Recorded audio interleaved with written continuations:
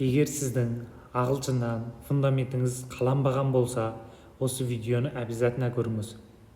Магистратура тестінде 35-тен 50-ге шегім бізге 2 мақала береді, және де соның астындағы тесттерге ответ қайтарамыз. Егер сіз ағылшыннан ештеңе түсінбесеңіз де оған ответ қайтара аласыз. Кәнекей бірге орындап көрейік. Nick had dollars in his piggy bank дейді. Осыны мәтіннің ішінен тауымыз керек. Оқиық.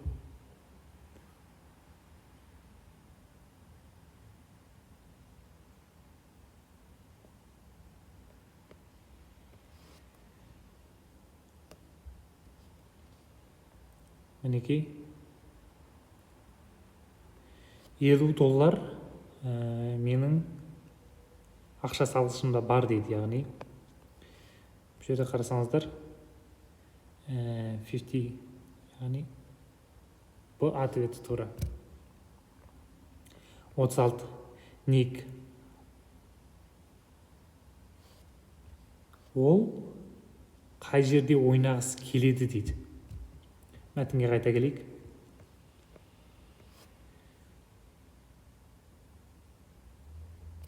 Не жерде оқысаңыздар, he wanted to go outdoors дейді. Яғни ол сыртқа шығып ойнағысы келеді.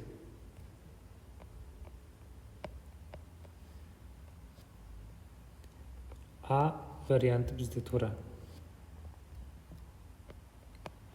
37. Nick father was. Никтің әкесі қандай, не істейтін адам?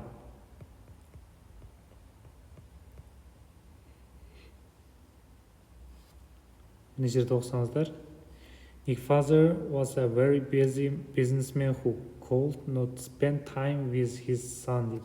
Яғни ол баласымен бірге уақыт өткізгенге уақыты жоқ, ол бизнесмен дейді.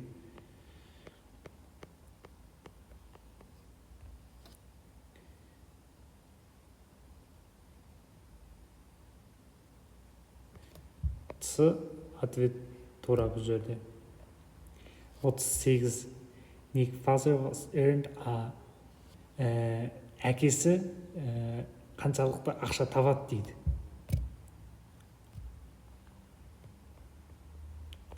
Дәл осы сөзді біз тек қана осы мәтіннің ішінен істеп, соны орнына қойсақ болды.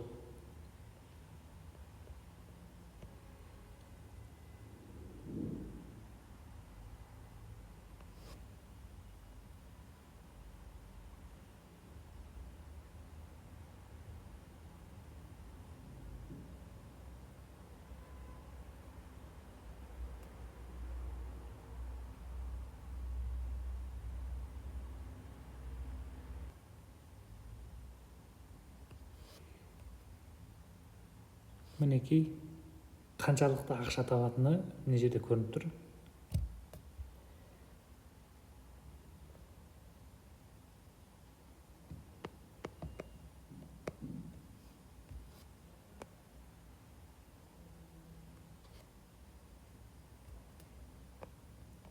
Name of the boy was дейді. Яғни бұл жерде 40-тан қарай жасаңыздар да ответ беріп отыр. Бұл вариант. 40-шы тесті көрсек, Nick was amazed when his тесті көрейік. Ол өте қуанды дейді. Кім үйге келгенде?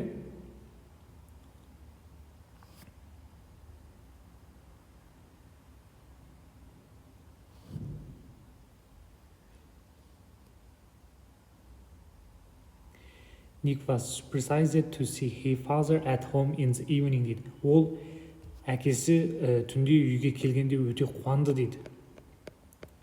Яғни бұл жерде ответ Б. 41.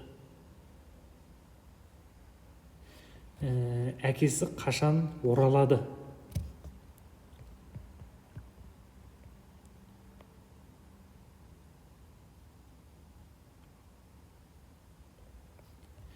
Мына жерде оқыңыздар.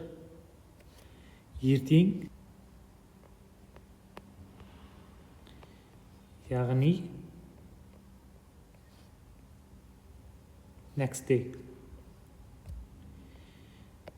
42. His father was a. Бұл бас жағында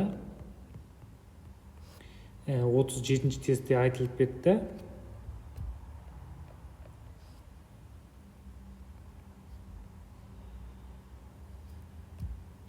Мінекей көрдіңіздер ғой, ағылшын тілінің reading бөлімінде тек осы мәтінде бар затты осы орынға қоя алсаңыздар болды.